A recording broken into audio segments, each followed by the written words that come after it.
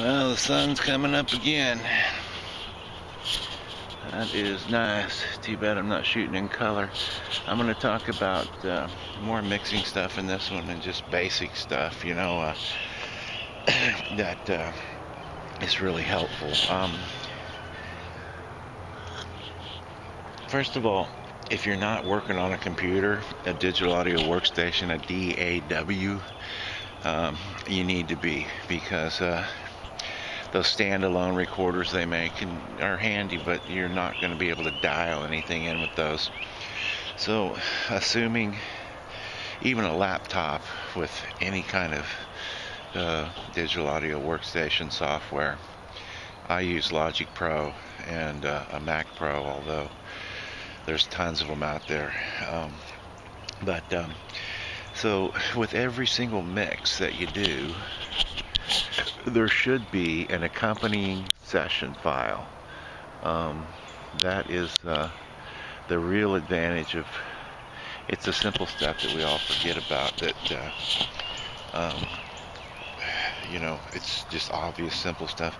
But every mix I do, I save the session as, whether you're in GarageBand or Logic or Fruity Loops or who knows. There's so many of them now. So that you see what I mean? I have a session so I can listen to the mixes, and that session is numbered and named, and sometimes they get long.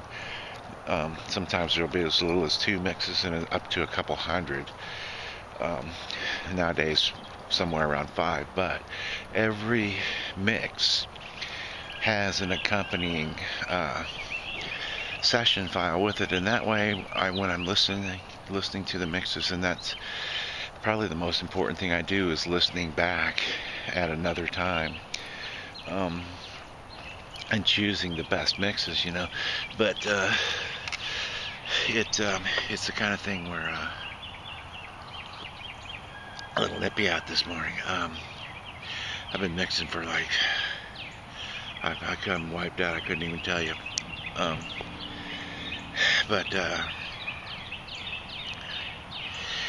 If you say every mix as you're listening to it, in the old days it used to be I'd go in and do something that, who knows, anything from 24 to 128 channels in an analog room, and you get home and you're listening and you think, oh, that would be the absolute perfect mix, stunning, except there's this, that, or the other wrong with it, not enough, who knows, and it just ruins the whole thing. And to recreate that, you have to go back into the studio, and you'll never recreate it exactly, not easily. Even with recallable mixes, they really sucked, even on Neve, SSL and Neve systems.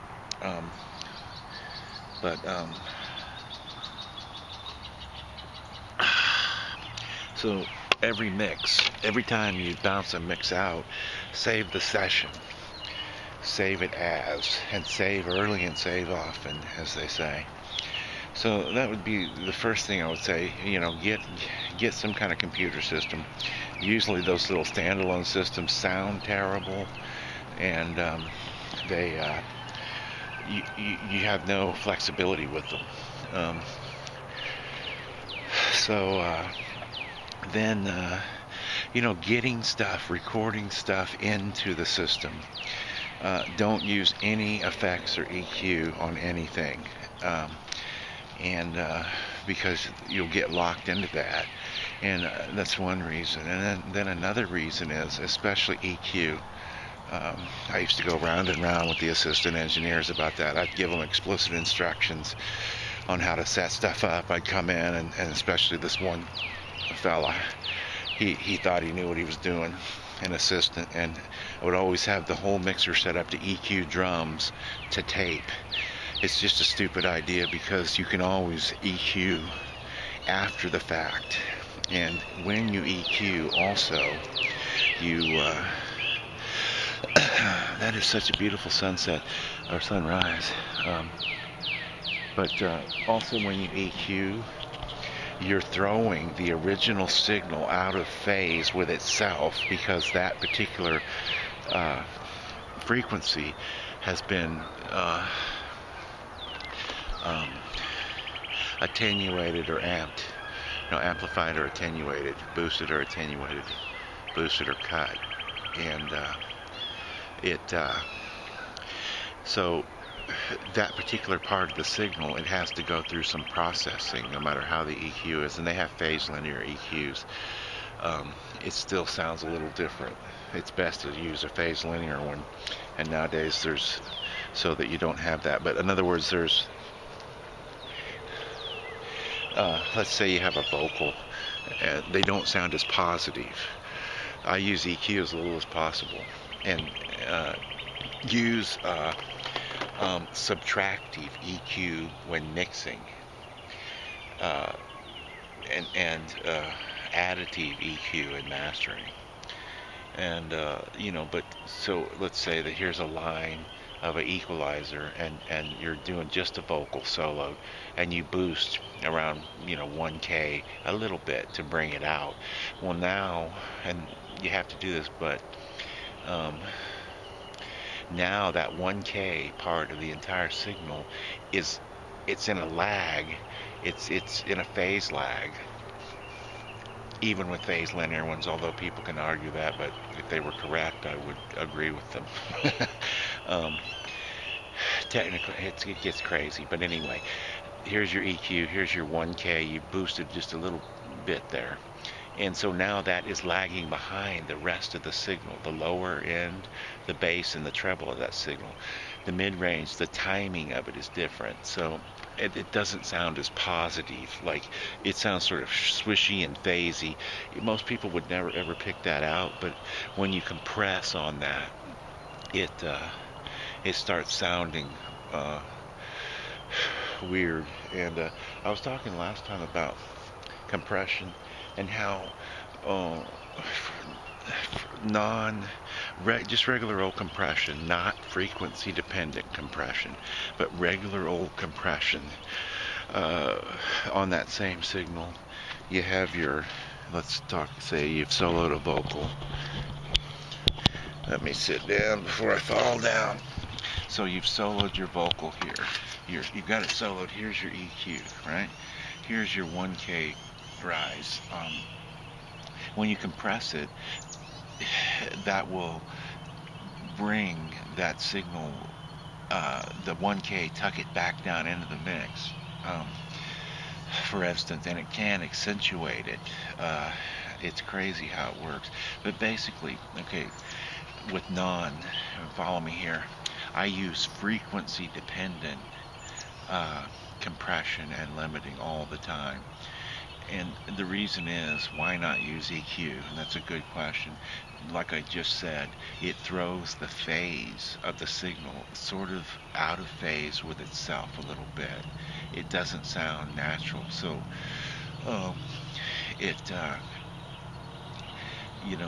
so when I see a signal, it's a flat line, and there's a spike in it that needs to be EQ'd, I will grab frequency compression, dependent compression, put that on there, and then tuck that down, or tuck the entire low end of that signal down with limiting and compression, frequency dependent. It's in almost every. It used to cost you 50 grand. Now any kid can get it in his garage. That's how far things have come. But the point is, you're not as severely affecting the signal. It still has its little phase things and can bring out gremlins. But just record, and don't use any effects or EQ going in, recording a signal, and there's just no reason to anymore. There's plenty of processing power to do anything with that signal once it's in, and everything I do is done in the software pretty much, after I've recorded bass and drums, or sequence drums, recorded bass and guitar, and sang. And then, I would say, there's just so much here, and I'll miss stuff and forget stuff, but people ask me about this stuff.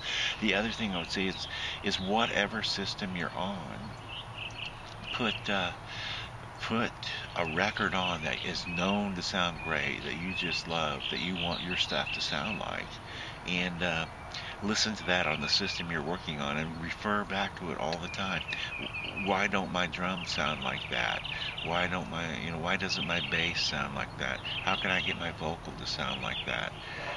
And that's a good point of reference so you don't um, drift out of just into some EQ and compression neverland.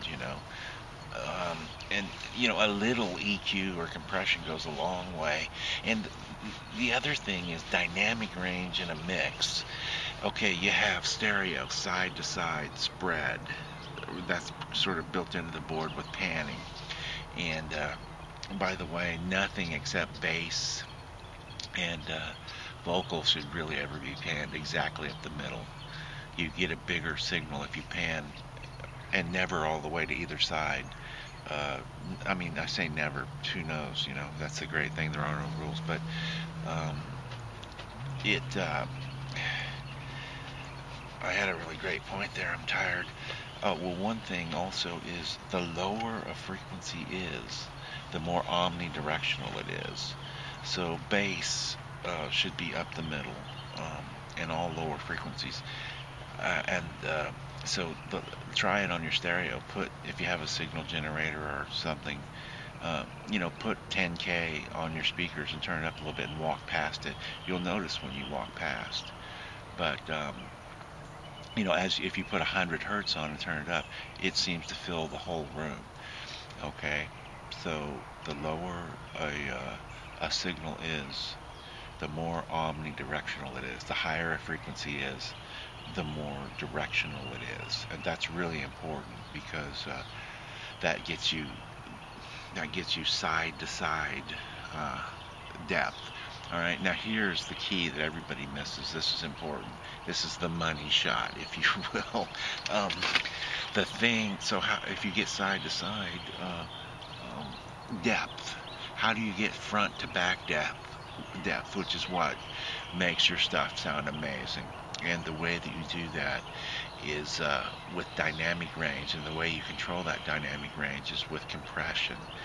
So compression, controlling the dynamic range, gives you front to back depth in a mix. Most people miss it. Nowadays there's something called the volume wars going on, where everything is in mastering just cranked up like crazy, because it sounds great when stuff comes out loud.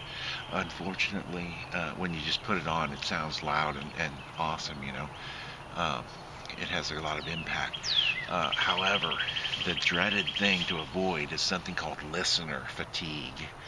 And what that is especially with electronic music and some stuff, when you compress anything too heavily, it becomes, as I said, it tucks all the frequencies. Here's a guitar, which don't typically need, there's not a lot of dynamic range in the sustaining distortion guitar. It's just, one level. But when you really compress it, it becomes the lows and the highs, it just becomes like a roar. And since there's no dynamic range, it causes the listener to physically, like being in a roaring airplane, or on that order, get tired. And also it can really annoy people. And a lot of that annoyance happens in the, between the Fletcher-Munson curve. Learn about the Fletcher-Munson curve between 1 and 4K. So the thing that you're trying to avoid is listener fatigue, and the way you do that is a lot is with dynamic range and stuff. If you're having variety and dynamic range is important, because it sort of wakes your brain up to, there's a whole bunch of stuff going on in this song, in this mix, like orchestra, you have violins and it sort of gets sleepy, and then you have timpani and horns, or brass, or na na na na, then na na na, whatever. So variety and dynamic range, but that's also how you get back to front depth, which is the fascinating depth for me. There's 3 components of an audio signal. Its frequency, its amplitude, and its waveform. And, you know, so we can pretty much control the frequencies with EQ, and that's dominated by how we hear frequencies with the Fletcher-Munson curve, how human hearing, what it's tuned to, how acute it is. Our ears are very acute between like 1 and 6K, really 2 and 4, around in there. You'll note like a school bell. Some things really catch your ear. And also in a mix, for you guys who are mixing a lot, and ask me questions and stuff, one good way, it's all about gaining headroom. So you'd be surprised how many people, when somebody says, hey, warm that guitar up, it sounds harsh. A lot of people will reach to boost, put more bass on it. And there's a psychological thing. There's a whole branch called psychoacoustics about what you think you're hearing. But with a lot of bass also attached to a harsh signal, your ear will accept it more easily. But the thing to do is, if somebody says warm something up in a mix, cut some of the bright mids. So you've just gained some overall headroom for your mix there, or if something, is, you see what I mean? It's relative. So if somebody says, instead of turning the bass up on something that needs warmed up, turn a little bit of the presence down. Or if it's another thing, it's all about gaining headroom. It's like a big game of chess for me. 24 hours a day. It's like tiny, tiny moves to gain overall headroom for everything. Because in the whole mix, when everything meets together without headroom, it shoots out of the stereo bus and it starts hitting the a limiter, or in mastering finally. As those signals smash up the top, they frequencies get clipped off, and it's actually, you're creating a certain type of distortion, so there's no clarity there, and you're losing dynamic range. And the other thing, a general good overall thing to do when you're working in a digital audio workstation, is whatever application you're in, when you're doing a mix, there's a tendency to have all the faders. No fader should ever be above 0 or center detent. There's a reason why that's there. People will argue that point too. Well, I get great sounds about, well, whatever. You're an idiot. You're just giving away frequency and dynamic range. But again, you might find something that sounds great distorted, but bad distortion, not like beautiful Marshall stack distortion. But whatever sequencer you're working in, when things start getting out of control, the mix, everything's pushed to the top, go in, and on the Mac, Command A, select all the faders, and deselect the master and the master bus. Anything to do with the master, deselect it, but pull all your faders down together, alright? That's going to gain you buku headroom. And then in mastering, you can make up that gain. And, that right there is it in a nutshell. Even if the faders are halfway down and it seems like a really not a punchy mix, there are 3 stages to recording. Producing music: recording, mixing, and mastering. So, do your mix, and even if it's a cold mix, go back and master it and punch it up. And when you punch up that clean, non-distorted mix, where everything had plenty of headroom to mix together, it just sounds so much better. And the other thing is, about mics, I have mics that cost up to $5,000, crazy insanity, U87s and FETs, and, I use a piece of junk thing that was sent to me for free. I had several of them. It's an MXL 990. And the technology is getting there where it's a large capsule condenser mic, but the technology is getting there where anybody can afford one of those. I think it's 69 or 39, so it's crazy cheap. I'm not recommending that. If I had my rathers, I would buy something called an Apogee mic. But I'm doing fine with this one. But Apogee makes a product. It's a mic. It's called mic, and it's by Apogee, so it's hands down going to be the best in that range. And these mics would have cost you thousands of dollars just 20, 10, 15, 20 years ago, But, that's the thing on that is that, I mean, I used to think, oh, well, it's the magic is in the U87 and kind of like a really expensive Neumann mic, but not really. Here's the magic, and that is that like this mic I have now, as long as it gets a good thick signal going in, plenty of lows, plenty of mids, plenty of highs, I don't EQ it at all. When I get it in the mix, I can then roll out the extra bass and, you know, add or roll out extra highs because they're there. It gets a good thick signal. And that's why, something I learned like 10, 15 years ago is that's why people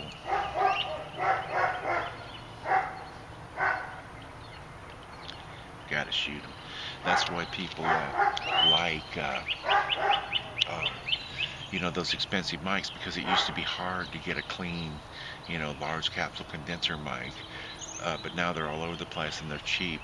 And people argue all day long. I own several high-end mics, like I said, $1,000, $3,000, $5,000 each. Who cares? Never use them. I don't want to bring them into this environment. Should probably sell them before people realize what I'm saying. Is that because even these cheap mics have a very low distortion output. It's a clean signal. They need to be EQ'd, but it's a broadband signal. So you can take that in.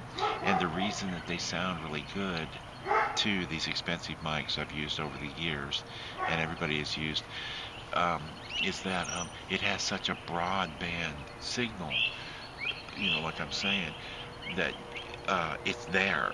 It's recorded. If there's no low end, no mids, and no highs, it's all just out of whack in the first place, and it's not even there. It sounds horrible. So there's plenty of great mics, available nowadays. And the other thing on that is when you record any instrument, and it has, like, say, I'm just talking about vocals for some reason today. I'm a Jimmy Page guy. I could have cared less about Robert Plant, and people seem to like my singing voice a lot, but I'm all about guitars, and the other stuff is just so I could work as a musician. And I have a real sharp ear, so I can't stand bad notes. Nothing more embarrassing either. So anyway, but on that track, on that tact, if I were a sailor, that tact. So you say it's because the signal is rich and it has a lot of low ends. Low end. What's happening is when you start EQing on it, let's say that it has plenty of 100 hertz and below, it has plenty of warm 1,000 hertz and below.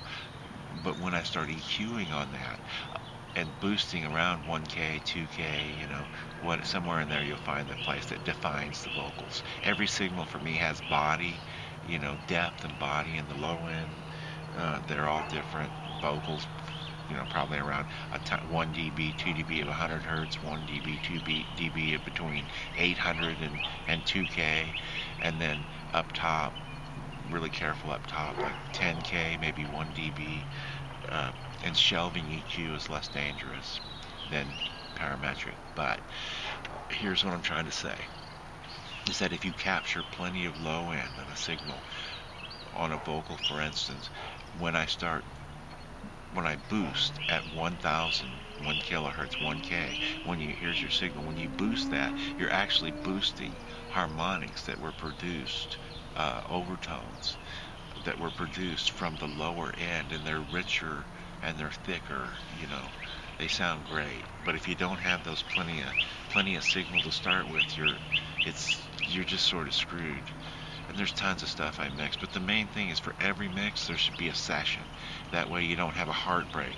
I mean, think about it. You used to have to recreate a mix, rent a studio, set up all the gear, and then every time I had me and a couple of assistants pull down 128 faders or whatever, because they were getting too hot and we're losing headroom, it never sounds the same, Nowadays, everything, if you lasso all your faders in your sequencing software and pull them down, it's exactly, proportional to what it was. when they were hotter. So, stuff like that, but just the simple stuff. Um, and just doing it. I mean, I'm completely beat and burned, and I have been every day for the last 30 years from mixing and working on music. But it's so expensive to hire anybody else. I couldn't, as somebody told me once, I said it in my vlog before, somehow the subject came up, and I said, we're lucky the record label is paying for this, because I could never afford a bastard like me. So it's expensive, and nowadays it's essential that any musician, the technology is there and it's cheaply available. It's essential that anyone learn how to produce their own music, because it gets expensive trying to hire studios and other people to do stuff you'll probably never be satisfied with anyway. So that is my 2 cents on that.